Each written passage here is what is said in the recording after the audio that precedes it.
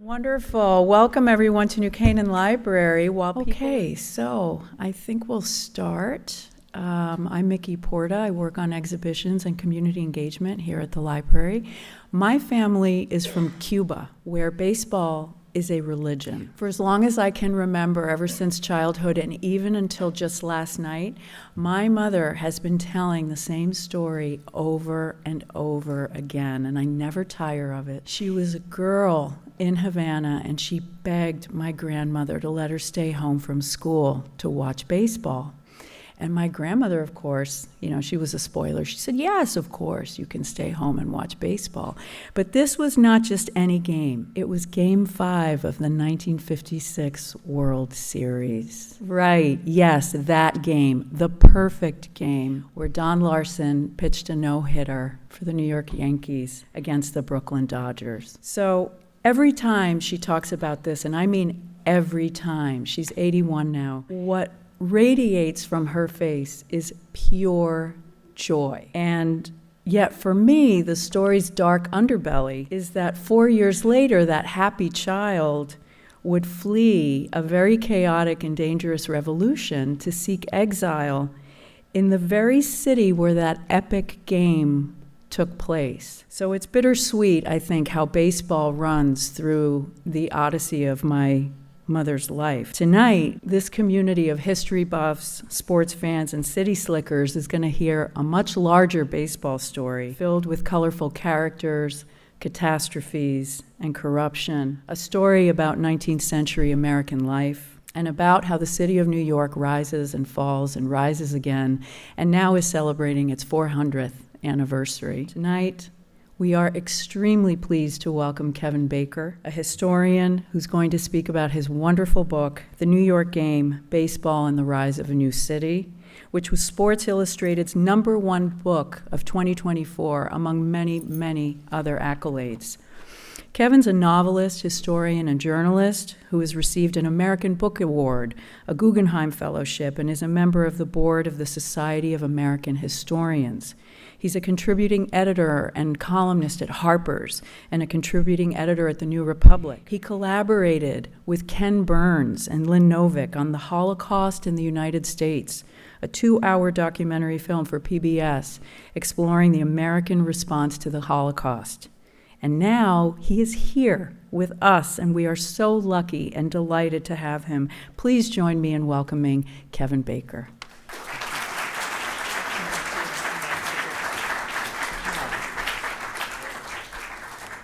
Thanks so much. Thanks for coming out tonight. Thanks very much for that lovely introduction, Mickey, and everyone here at the wonderful New Canaan Library, Kelvin and Rod, for setting this up. It's just a beautiful town, just fantastic to be here. Oh, and thanks to Eve from Elm Street Books for bringing out the product as she has done before in Connecticut. It's wonderful to see everyone here. So let me get into my, everyone here all right? Let me get into my Chuck Schumer disguise, and I'll get started here. It was always a city game, baseball. For all the efforts to slap a pastoral gloss on the sport, for all the attempts to make it about little boys playing in a cow pasture, only someone unfamiliar with the isolation of American farm life could truly believe that baseball came of age in the country. One of the countless names of the game gives it away. It was called town ball because it was played, in the country at least, on those days when everybody came into town for church or market, town being the only place where enough men or boys, or women or girls, could be assembled for a full 9. What we think of as baseball today is really an urban game. More precisely, it is the New York game. That's what modern baseball was first called and where it was first played. New York is where its rules were perfected and where we first kept score.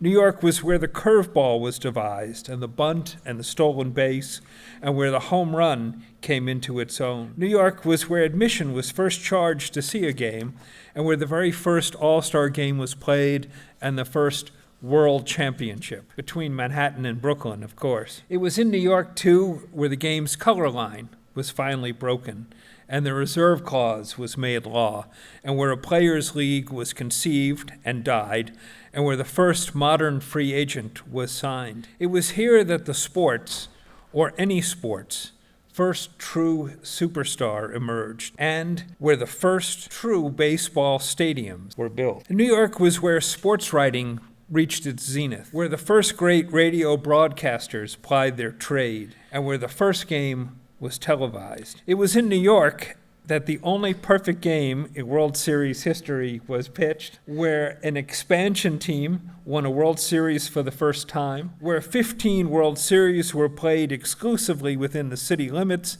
and where the World Series was fixed by gamblers, right up in the Ansonia on the Upper West Side. It was where the Yankee Clipper came to play, and the Say Hey Kid, and where the chairman of the board, long before Sinatra, already resided. Baseball is a game that grew up inextricably linked to the pace and the customs and the demands of New York.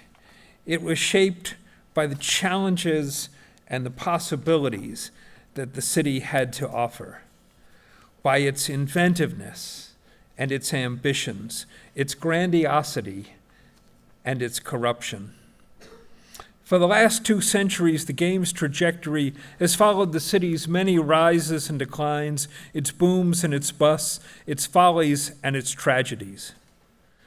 The history of baseball, that is to say, the received history, is alive from beginning to end, from its creation myth to its rosy models of commerce, community, and fair play. John Thorne tells us in Baseball in the Garden of Eden. The lie begins with where and how it was founded. It's not my intention in this book to enter the eternal debate over exactly when and where the very first contest involving a bat and a ball took place. Claimants range from Prague to Pittsfield and just about every burg in between. As David Block makes clear in Baseball Before We Knew It, mankind was probably playing some sort of bat and ball game from the moment we climbed down from the trees and onto the savannah, where someone probably said, this would be a great place to have a ball game if someone would just cut the grass and get rid of the saber-toothed tigers. Ancient hieroglyphics depict Egyptians with bats playing at something called Sekher Hamat, around 2500 BC. Berbers in the 1930s were observed playing Takurt El Mahag, or the Ball of the Pilgrim's Mother, a game one historian theorized was brought to North Africa in the 5th century AD by the Vandals, who were credited as well with inventing the ancient Northern European game of long ball. Medieval Normans played Grand Tech, while their French cousins played La Balle Empoisonnée. The Germans had Schlagball, and the Finns played Pesapallo. Don't ask. Countless other bat and ball games evolved under any number of different rules and different names in England. There was hand in and hand out, and wicket and cricket and rounders. There was prisoner's base, or just base. There was tip cat and one old cat. There was feeder and squares and northern spell. There was stool ball and stob ball, or stow ball and trap ball and tut ball. And there was goal ball, barn ball, sting ball, soak ball, stick ball, and burn ball, and round ball, and town ball, and finally, baseball. Thirsty work. The whole welter of English and continental games followed the colonists over to America. Hired Polish laborers were playing long ball in the Jamestown settlement by 1609. On Christmas Day, 1621, Governor William Bradford of Plymouth Colony was enraged to find some of his fellow pilgrims frolicking in ye street, at play openly, some at pitching ye bar, some at stool ball and such like sport. At Valley Forge, George Washington was recorded as having taken part in a game of wicket. That's him trying to block the plate with his horse, which was legal then. While Lewis and Clark tried to teach a form of base to the Nez Perce, and small boys wrote later of watching a grown Abe Lincoln join in their games of town ball. How long were his strides, and how his coattails stuck out behind, and how we tried to hit him with the ball as he ran the bases. He entered into the spirit of play as completely as any of us, and we invariably hailed his coming with delight. The one thing that is clear is that Abner Doubleday had nothing to do with it. This was widely acknowledged even at the time the myth was first propagated by a special baseball commission handpicked by Albert Spalding of sporting goods fame in 1905. Doubleday was sort of the Forrest Gump of the 19th century, a soldier, mystic, and bibliophile with an uncanny ability for being on hand when anything of importance was going on. The first shot of the Civil War, Connecticut cannon blast at Fort Sumter, penetrated the masonry and burst very near my head, he later recalled. And in turn, he aimed the first gun on our side in reply to the attack. He would rise to the rank of Major General, sustain 2 serious wounds, hold the Union line on the first day of Gettysburg, and take the train with President Lincoln back to the battlefield a few months later when the president gave his Gettysburg address. Doubleday read Sanskrit, corresponded with Ralph Waldo Emerson, commanded an all-black regiment of troops, attended seances at the White House with Mary Todd Lincoln. Full disclosure, this is not an actual depiction of a seance with Mary Todd Lincoln. Obtained the first charter for San Francisco's cable cars, and served as president of Madame Blavatsky's Theosophical Society. But he did not invent baseball. Nobody really thought he did, even on Spalding's commission.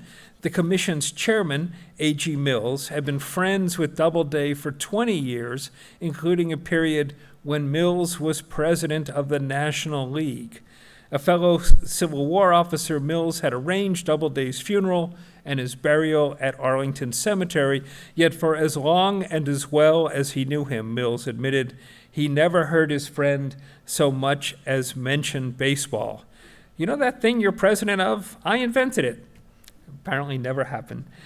In a brief autobiographical sketch, Doubleday himself wrote that, in my outdoor sports, I was addicted to, wait for it, topographical work. Apparently, Doubleday's anointing as the inventor of baseball had much more to do with the fact that Spalding and his wife were also theosophists. If true, it's hilarious. It's as if a group of Scientologists hatched a plot to have Dr. Naismith replaced as the inventor of basketball by L. Ron Hubbard. Confronted by reporters years later, Mills fumphad that at least his commission had picked the perfect small town, once again saving baseball from the clutches of the big, dirty, corrupting, multi-ethnic city, at least in our national imagination. I submit to you, gentlemen, that if our search had been for a typical American village, a village that could best stand as a counterpart of all villages where baseball might have been originated and developed, Cooperstown would best fit the bill. And so it would, though with all the great stars and the makers and shakers of the game that it honors, not even the charming Baseball Hall of Fame that would arise in that charming American village has ever had the temerity to admit Abner Doubleday. By the 1950s, an alternative foundation myth was set up in Doubleday's place. That is how the game was invented by the New York Knickerbockers Baseball Club.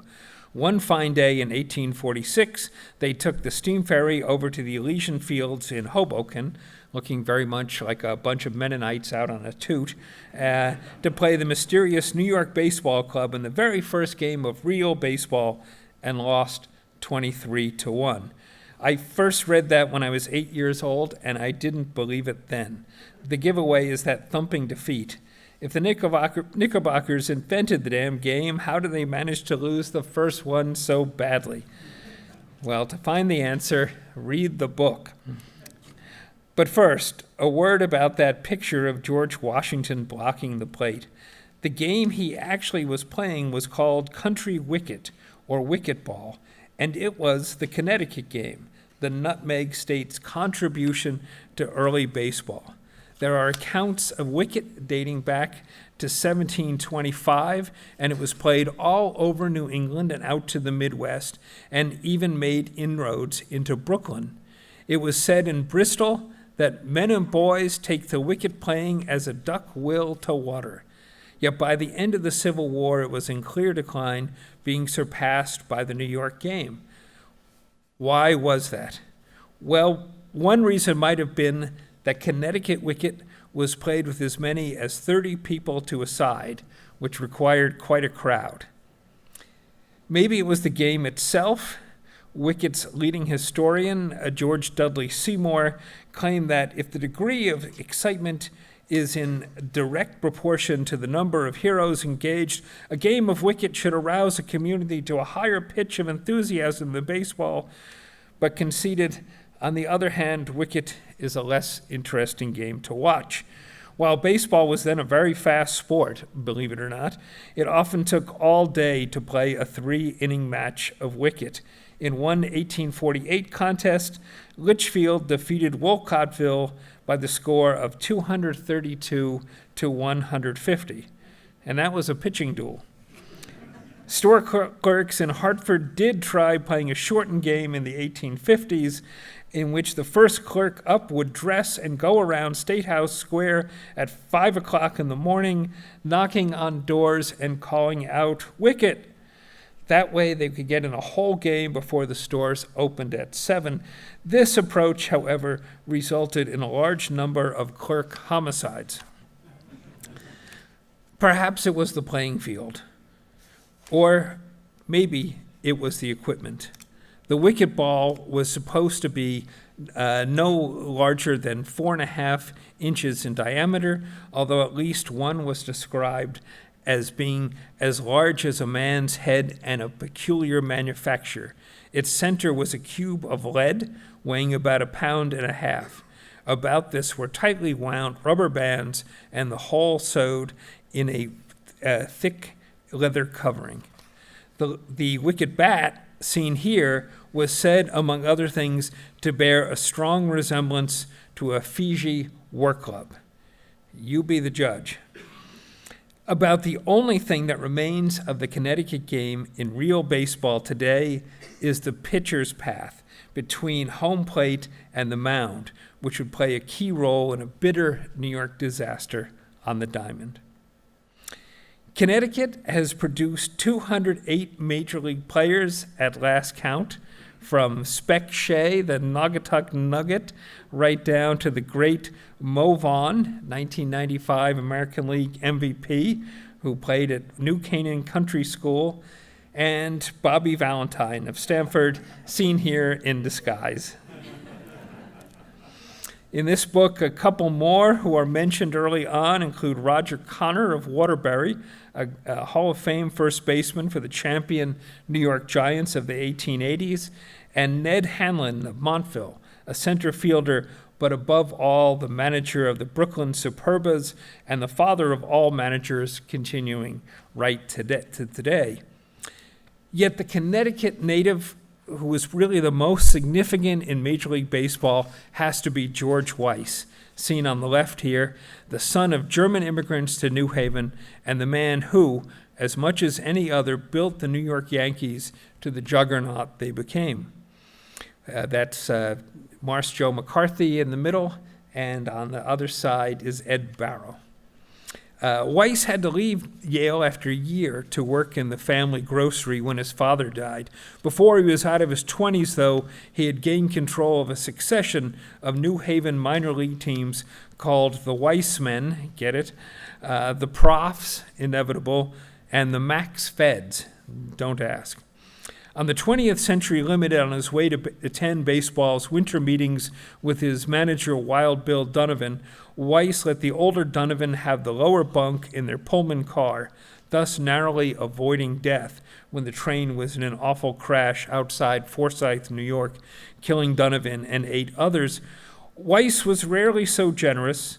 As an executive with the Yankees, he was always efficient and often brilliant, yet he was also known for being taciturn, miserly, and, like all too many in the game at the time, an inveterate racist.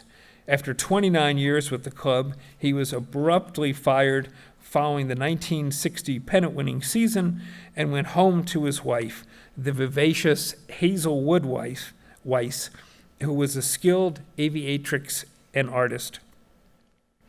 "I married George for better or worse," Hazel famously said, "but not for lunch."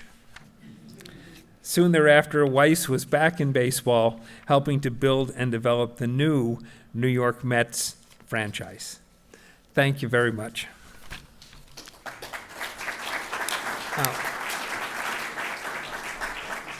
Happy to entertain any and all questions, comments. I'll come to you if you raise your hand. Criticisms. Yeah, wait for the mic. Thanks. This was great, and thank you for signing my book. And one of the things that you wrote in there was that you're a fellow Yankee fan, which I love. Yes. Yeah. My grandfather, as I mentioned to you, was born 1904 and told me about a lot of the players that you wrote about in the book. Yeah. I was wondering, did you have any firsthand accounts?